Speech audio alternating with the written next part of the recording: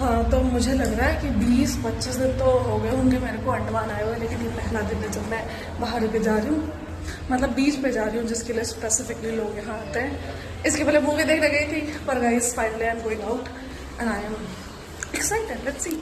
गीता कर रही है स्कूटी स्टार्ट और मैं बना रही हूँ वीडियो, क्योंकि मुझे स्कूटी चलाने नहीं आती है, इसलिए मैं बस यहाँ खड़ी होकर देख रही हूँ, पीछे बैठ के लूँगी नज़ारों के मज़े। निकल पड़ी हमारी सवारी। चलो मैं आपको कराती हूँ अंडमान की सैर।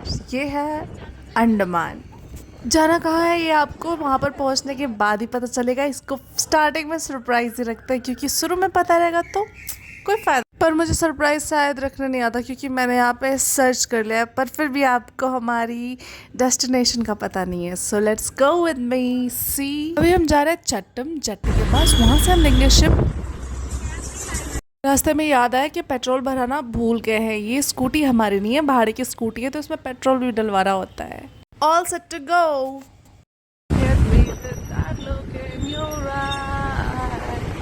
आज मैं जो निकल गई हूँ घूमने, इसमें मेरी कोई बड़ाई नहीं है, क्योंकि मैं नहीं निकलती अगर ये मेरे ऊपर होता। बट सिंस गीता ने मुझसे पूछा है, इसलिए मैं जा रही हूँ, because she loves going out. और मुझे तो घर का कीड़ा है, मैं अपने रूम से बाहर भी नहीं निकलती, पर मुझे बाहर आके काफ़ी अच्छा लग रहा है। गाइस हम पहुँच गए उस यहाँ पे अपनी जेट्टी के पास। यहाँ से हम लेंगे शिप, अपनी स्कूटी को भी उस पर चढ़ाएंगे।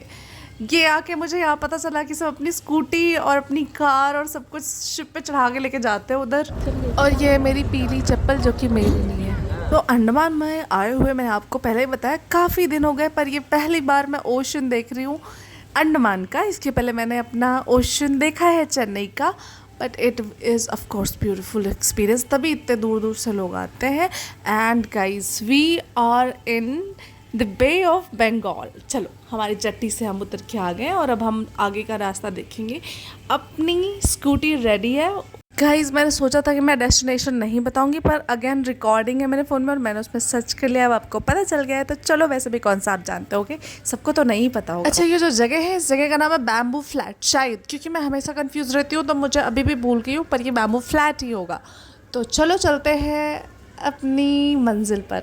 और गाइज मैं हर बार अंडमान में जहाँ भी जाती हूँ ना, थोड़ा भी बाहर जो निकलती हूँ, इट फील्स लाइक मंजिल से बेहतर लगने लगे ये रास्ते ऑलवेज। मतलब वहाँ पहुँच के उतना सुंदर नहीं लगता जितना कि रास्ते खूबसूरत थे। रास्ता काफ़ी लंबा है और भूख लगी है, इसलिए अभी हम कुछ खाएंगे। This is the yummiest dosa I had in Andaman. ये बहुत ही अनहेल्दी था, पता नहीं कितने पुराने तेल में फ्राई किया गया होगा, but still the most tasty yummy dosa. रास्ता काफ़ी लंबा है पर मुझे उस बात का कोई भी दुख नहीं है, क्योंकि रास्ता बहुत खूबसूरत है और उन रास्तों में बहुत सुंदर सुंदर लोगों के घर भी मिल रहे हैं। सी, और चाहे जितना डीप में चली जाऊँ, चाहे जितना डीप में जाते जा रही हूँ, मुझे खूबसूरत घर दिखते ही जा रहे हैं। कौन रहता होगा यहाँ? और ये पता है कैसा है, वो ड्रीम हाउसेस नहीं होते हैं कि हाँ जंगल के बीच एक खूबसूरत सा घर। अब से शुरू हो गए हैं सुनसान वीरान रास्ते, और वीरान रास्तों में वीरान जंगल। और it was a little scary for us, पर डरना नहीं है, जाएंगे। और आज तो मौसम ने भी हमारा साथ दिया है, बहुत ही अच्छा मौसम है, क्योंकि ये मेरी पहली ट्रिप है अंडमान में, ये स्कूटी वाली ट्रिप, इसलिए मैं इतनी ज़्यादा एक्साइटेड हूँ। I am making so many videos and I am very sure Geeta is not interested, but I am still forcing her and she is supporting me by giving me bright smiles. बैठे बैठे रास्ता कोई नया सा मिले, तू भी चले मैं भी चलो, होंगे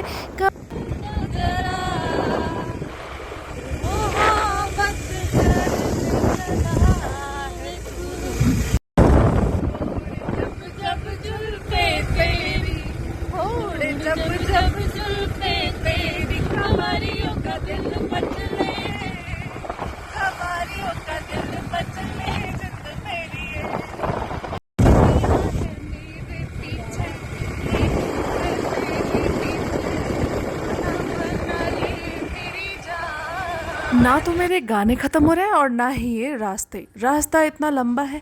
पर guys pay a little attention to the road. इतना अंदर हम चले जा रहे हैं पर रोड बहुत ही अच्छी है। I was very very much impressed by the road. और ये है बस सर्विसेज। बस अंडमान के कोने कोने तक जाती है। इस वीडियो में कोशिश तो मैं यही कर रही थी कि मुझे वो वाली वाइब लेनी थी जिसमें एक्ट्रेसेस बाइक के पीछे बैठ के जुल्फे लहराते हुए गाने गाती हैं, पर गाना अच्छे से रिकॉर्ड नहीं हुआ क्योंकि ऑफ कोर्स मेरे पास माइक नहीं है। गाइस खैर छोड़ो ये सब बातें, हम पहुंच गए और देखो कितनी सुंदर जगह है। अरे मैं आपको बताना तो भूल ही गई, पर इस बीच का नाम मैं आपको बता दूं। इस बीच का नाम है सोलबे 19। बस कुछ ही देर में हम पहुंच जाएंगे बीच पर उसके पहले वहाँ तक जाने का रास्ता आपको मैं दिखा देती हूँ। मैं कुछ पोज वोज मारने का ही ट्राई कर रही थी, पर मेरे पोजेस हमेशा ही सड़े हुए हो जाते हैं, पता नहीं क्यों। मुझे ऐसा लग तो रहा होता है कि मैं बहुत अच्छी लग रही हूँ, पर रियलिटी कुछ और ही निकल के आता है। कहीं हम जा तो रहे हैं बीच पर, बीच वाले कपड़े कोई पहन के नहीं आता इधर। तो आप में से अगर कोई इधर आए तो ज्यादा स्टाइल मारने की जरूरत नहीं है। देखो सबको, सब नॉर्मल ड्रेस में। अंडमान में आप चाहे जितनी मर्जी ढूंढ ले, कोशिश कर ले, आपको 2 लीटर की ही बॉटल मिलेगी। बीच जाकर दिल बनाकर उसमें अपना नाम ना लिखा तो क्या लिखा। तो इसी बात को दिमाग में रखते हुए मैं अपने पूरे खानदान का नाम लिखूंगी दिल बनाकर। एक फनी इंसिडेंट हो गया। आते टाइम एक बोर्ड लगा था जिस पे लिखा था कि बी सेफ फ्रॉम क्रोकोडाइल्स, पर मुझे ये लगा कि ये जो बीच है वो क्रोकोडाइल से सेफ है, मतलब यहाँ क्रोकोडाइल्स नहीं है तो यहाँ हम फ्रीली नहा सकते हैं। और यही सोच के मैं पूरा डुबकी लगा के अंदर बीच में जा के नहा रही थी। Later I get to know कि ये सेफ नहीं है क्रोकोडाइल से। पर अच्छा ही हुआ कि मुझे नहीं पता था कि यहाँ पर भी क्रोकोडाइल हो सकते, क्योंकि I was so fully enjoyed the place.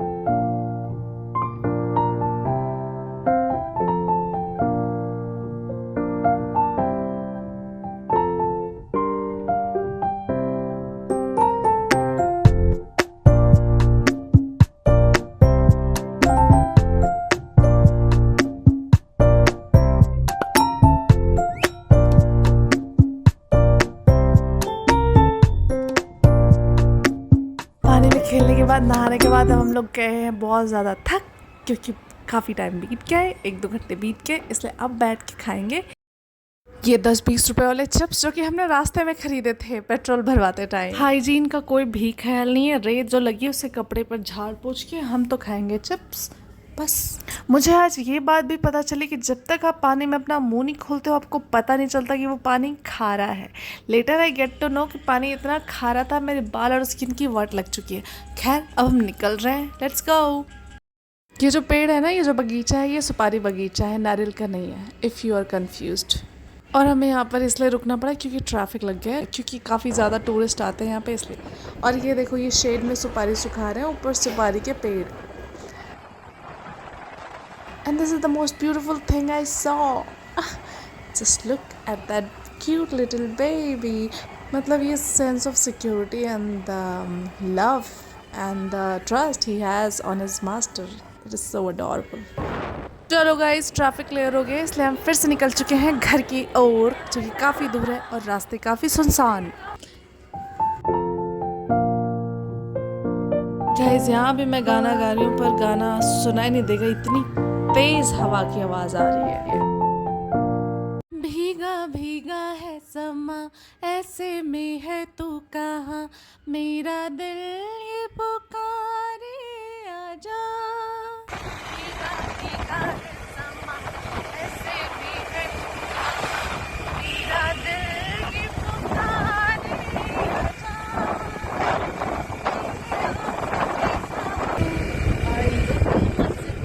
कब आएगी बाबों की रंगिया।